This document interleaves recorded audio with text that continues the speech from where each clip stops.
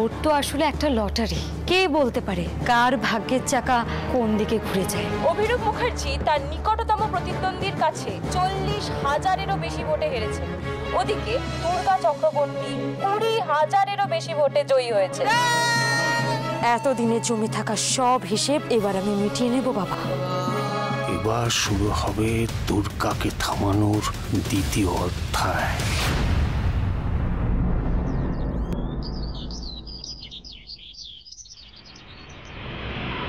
পশ্চিমবঙ্গের লক্ষ লক্ষ মানুষ অপেক্ষা করেছিল এই দিনটার জন্য। নির্বাচনে তার নিকটতম প্রতিদ্বন্দ্বীকে বিপুল ভোটে পরাজিত করার পর আজ মুখ্যমন্ত্রী হিসেবে শপথ নিচ্ছেন দুর্গা চক্রবর্তী। পশ্চিমবঙ্গ দেখছে এক নতুন স্বপ্ন। আজ শপথ নিচ্ছেন আমার দুর্গা, আমাদের দুর্গা। আপনারা দেখছেন এখানে শপথ গ্রহণের অনুষ্ঠান অনুষ্ঠিত হচ্ছে। আর কিছুক্ষণ পরেই আমাদের মুখ্যমন্ত্রী উপস্থিত হবে। দুর্গা কোথায় গেল? ওকে তো স্টেজে দেখতে পাচ্ছি না। চলে আসবে এক্ষুনি, একটু ধৈর্য ধরো। শপথ গ্রহণ অনুষ্ঠানই বা কখন শুরু হবে? রাজ্যপাল আসেননি তো এখন। ওই তো রাজ্যপাল এসছেন। মাননীয় রাজ্যপাল মহাশয় আমাদের মধ্যে এসে উপস্থিত হয়েছে। সুতরাং আপনারা বুঝতেই পারছেন আর কিছুক্ষণের মধ্যে আমাদের শপথ গ্রহণ অনুষ্ঠান শুরু হবে।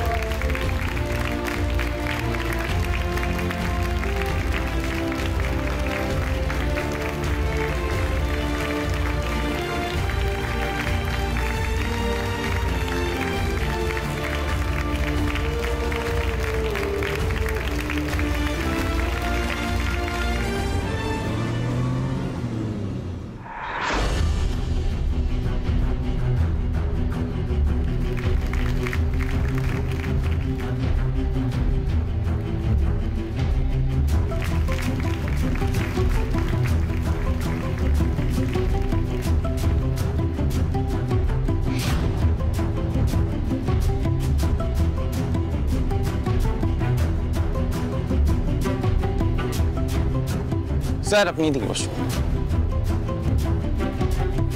তিনি এখন ভিআইপি মন্ত্রী নাও তাই স্যার তাই মঞ্চের জায়গা নেই, মানে বিদায়ী মন্ত্রীদেরও তাই। চল।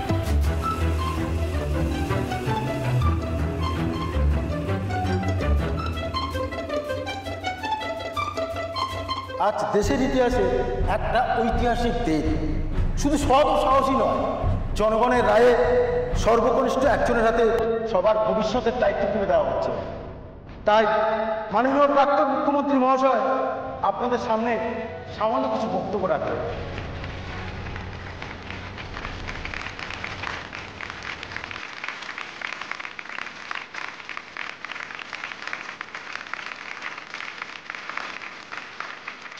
আর সত্যি একটা ঐতিহাসিক দিন। ইতিহাস হয়ে থাকবে আপনাদের এই সিদ্ধান্ত যে আপনারা একটা ছোট্ট মেয়েকে ভরসা করে তার উপরে একটা মহান দায়িত্ব তুলে দিয়েছেন। আমরা যারা রাজনীতি করি তারা খুব সহজে আমাদের নিজেদের ক্ষমতাটা ছাড়তে রাজি হই না, কিন্তু দুর্গার মতো একজন মহিলাকে এই দায়িত্ব ছেড়ে দেওয়াটা খুব গর্বের। আমি খুশি যে এত কম বয়সে ওকে আপনারা যে যোগ্যতার নিরিখে ভোট দিয়েছেন, জিতিয়েছেন। আমি জানি আজকে দাঁড়িয়ে এই সমস্ত কথা বলাটা ঠিক নয়, তবু এটা জরুরি এই জন্য একটা রাজনৈতিক দলের সবাই সহমত হয়ে দুর্গাকে আগামী মুখ্যমন্ত্রী হিসেবে আপনারা মেনে নিয়েছেন। এটা একটা ইতিহাস।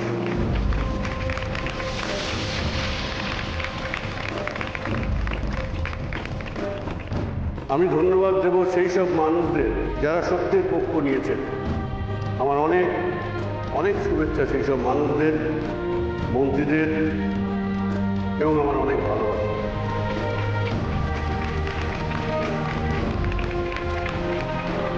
দেশটা সুন্দর হোক আপনাদের সবার হাত ধরে।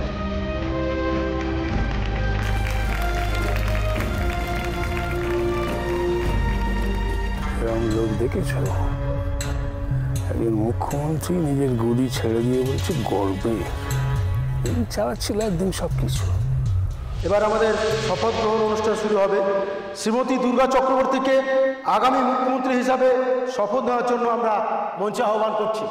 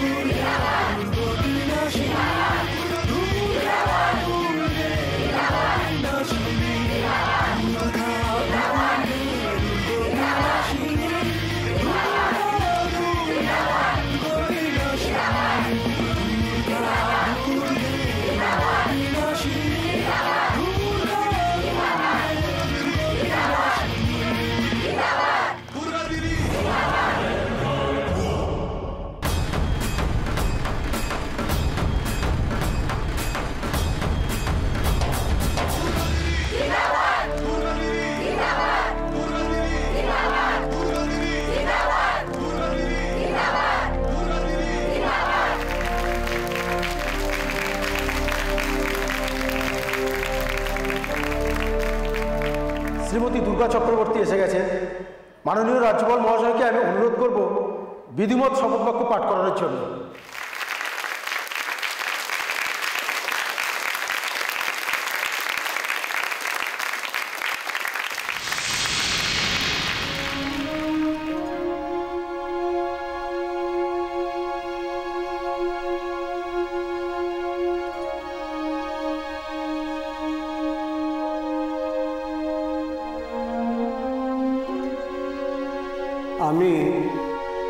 আমি দুর্গা চক্রবর্তী ঈশ্বর ও আল্লাহর নামে শপথ করিতেছি যে বিধি দ্বারা স্থাপিত ভারতের সংবিধানের প্রতি আমি অকপট শ্রদ্ধা ও নিষ্ঠা পোষণ করিব। আমি ভারতের সার্বভৌমত্ব ও সংহতি রক্ষা করিয়া চলিব। এই রাজ্যের মুখ্যমন্ত্রী রূপে আমার কর্তব্য সমূহ শ্রদ্ধাপূর্বক এবং শ্রদ্ধান্তকরণে নির্বাহ করিব এবং ভয় বা পক্ষপাত অনুরাগ বা দেশরহিত হইয়া সর্বপ্রকার জনগণের প্রতি এই সংবিধান বিধি অনুসারে ন্যায় চয়ন করিব। আমি দুর্গা চক্রবর্তী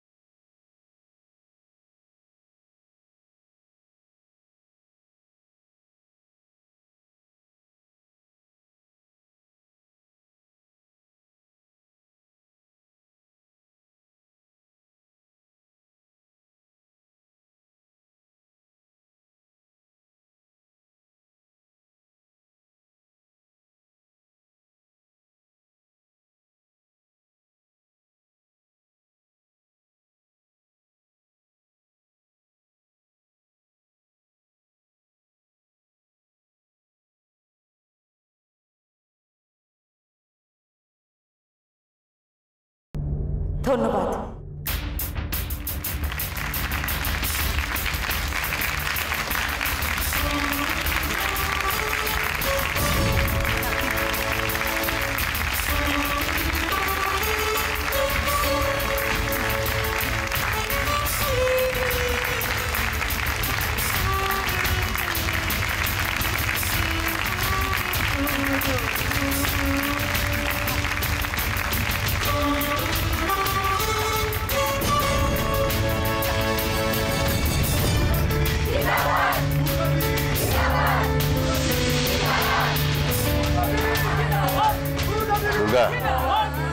এত মানুষের সমর্থন তোমার সঙ্গে আছে, এটা তুমি অর্জন করেছ।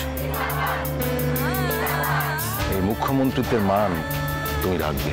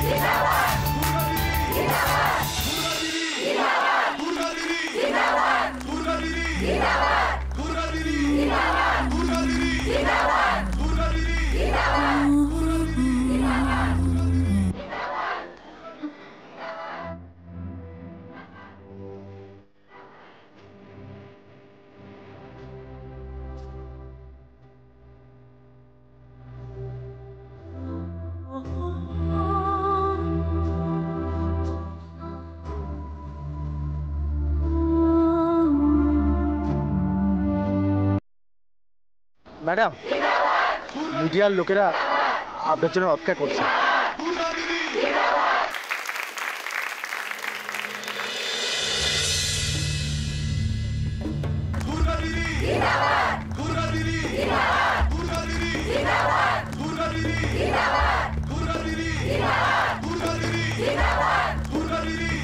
দুর্গা,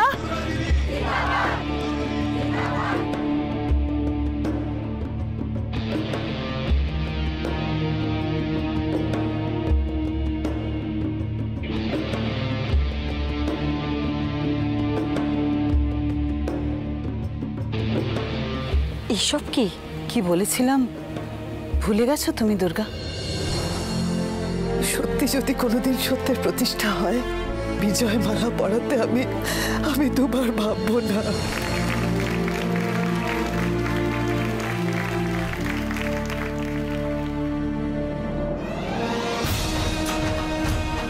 কথা দিয়েছিলাম, কথা রাখতে ছুটে এসেছি আমি। তুমি শুধু আমার নও দুর্গা, তুমি গোটা দেশের গর্ব।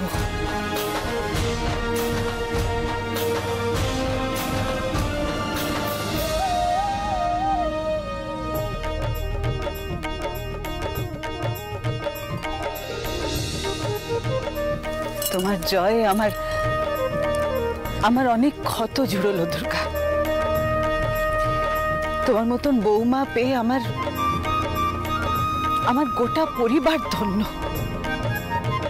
এবার ফিরে চলো দুর্গা, বাড়ি ফিরে চলো। সবাই তোমার অপেক্ষা করছে। ম্যাম, ম্যাম একটু এদিকে, দুটো কথা বলার ছিল আপনার সাথে আর কি। আপনারা একটু অপেক্ষা করুন, আমি এক্ষুনি আপনাদের সাথে কথা বলছি। মা, আপনার এখানে এভাবে আসাটা যে আমার মনের চোটটা কতটা বাড়িয়েছে আমি আপনাকে বলে বোঝাতে পারবো না মা। কিন্তু আপনি বাড়ি যান, আমি আপনাকে কথা দিচ্ছি, আমি বাড়ি গিয়ে সবার সাথে অবশ্যই দেখা করে আসবো। দেখা করতে যাবে মানে? তুমি কি আর ওখানে? Ma'am please please ma'am. মা, আমি একটু ওনাদের সাথে কথা বলে নিই, আপনি এবার আসুন।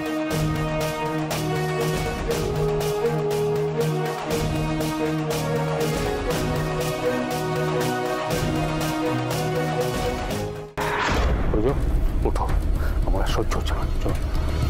এভাবে মাঝখান থেকে উঠে যাওয়াটা শোভনীয় হবে না। আর এত বছর মন্ত্রী থাকার পরে এইভাবে ভিআইপি হয়ে বসে থাকাটাও কি শোভনীয়?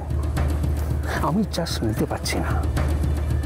ওদিকে দেখো, দুর্গাকে দেখো, আমলে পড়েছে সব গলি ভাবাতে গুলো। আগে যেন কোনোদিন মুখ্যমন্ত্রী দেখেনি। ওদের একজন মুখ্যমন্ত্রী হবে সেটাই ভাবেনি। আমিও কি ভেবেছি নাকি বুঝো? হ্যাঁ, আমার পার্টিও হয়েছে তেমনি। এই মেয়েটাকে করলো মুখ্যমন্ত্রী। চলো চলো, আমার অসহ্য লাগছে। তোমার ভাবমূর্তি দলের কাছে কিন্তু বেশ নড়বড়ে, ওদেরকে চটিও না। এবার আমিও দেখব দুর্গা, মুখ্যমন্ত্রী হয়ে তুমি সংসার সামলাও কিভাবে।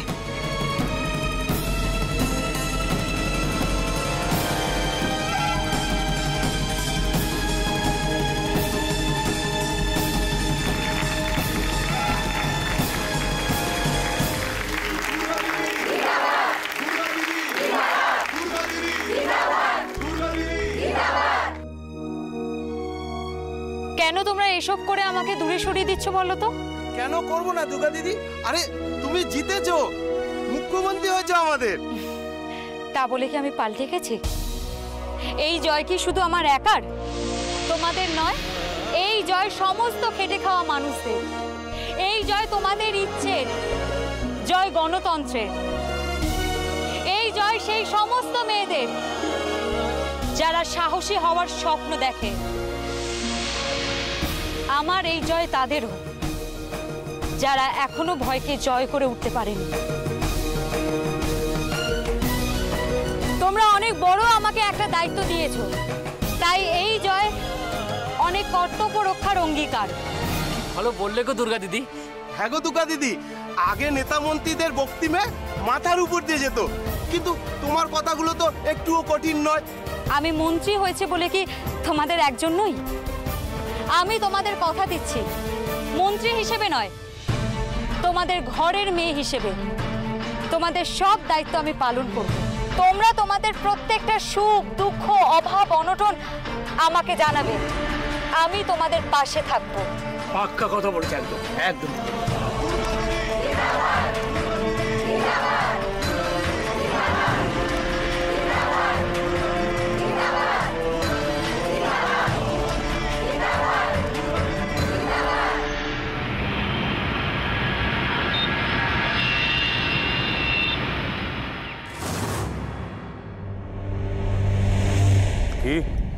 কি বললে আবার বলো?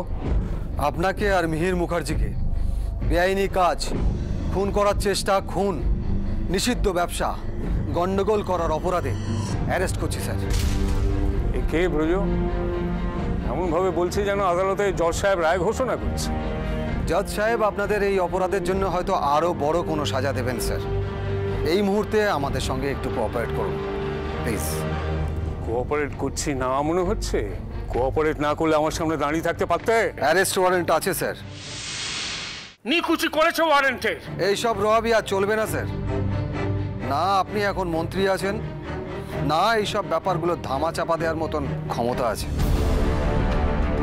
আপনি ওনার সঙ্গে এভাবে কথা বলতে পারেন না। কেন পারেন না?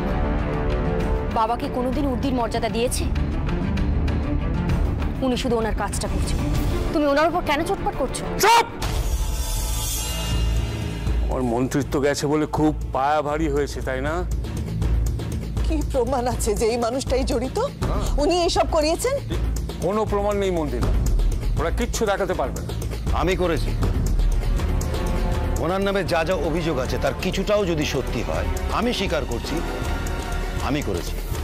আমাকে অ্যারেস্ট করুন। আপনিও বাদ যাবেন না ব্রজবাবু। পিছন পিছন ঘুরেছেন এতদিন, পিছন পিছন জেলেও ঢুকবেন। এত রোয়াবি কিসের আমি বুঝতে পারছি। দুর্গা মন্ত্রী হয়ে আমার পেছনে বাঁশ দিচ্ছে, কিভাবে ক্ষমতার অপব্যবহার করছে দেখো, আবার আমার দিকে আঙুল তোলে। এসব ওর করা না কিন্তু দাদা, এখন তো নিজেকে নির্দোষ প্রমাণ করা ছাড়া তোমার অন্য কোনো কাজ নেই। হ্যাঁ, সেটা আবার কোর্টে। ঠিক তাই, এবার যা বলার আদালতে বলবে। মিস্টার বর্মন, এনাদের নিয়ে আসুন। প্লিজ আসুন স্যার। মাথার উপর মুখ্যমন্ত্রী আছে ব্রজ, সেই এদের সাহস জোগাচ্ছে, এইভাবে থামানো যাবে না ওদের।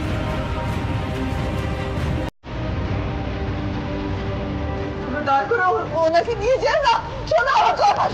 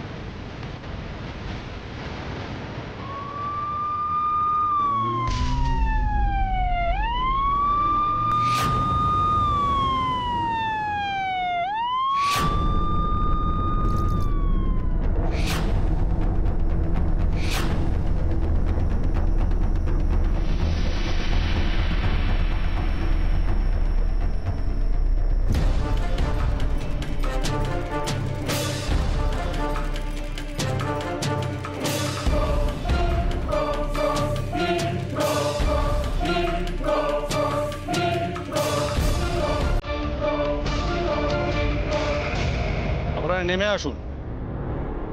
কেন এখানে যাবো কেন? ম্যাডাম কথা বলবে। এখানে এসে বলতে বলুন, আমি যাবো না। বাবা ঝামেলা বাড়িও না, হয়তো আমাদের রিলিজ করে দেবে। এখন তো দুর্গার হাতে সব ক্ষমতাই আছে।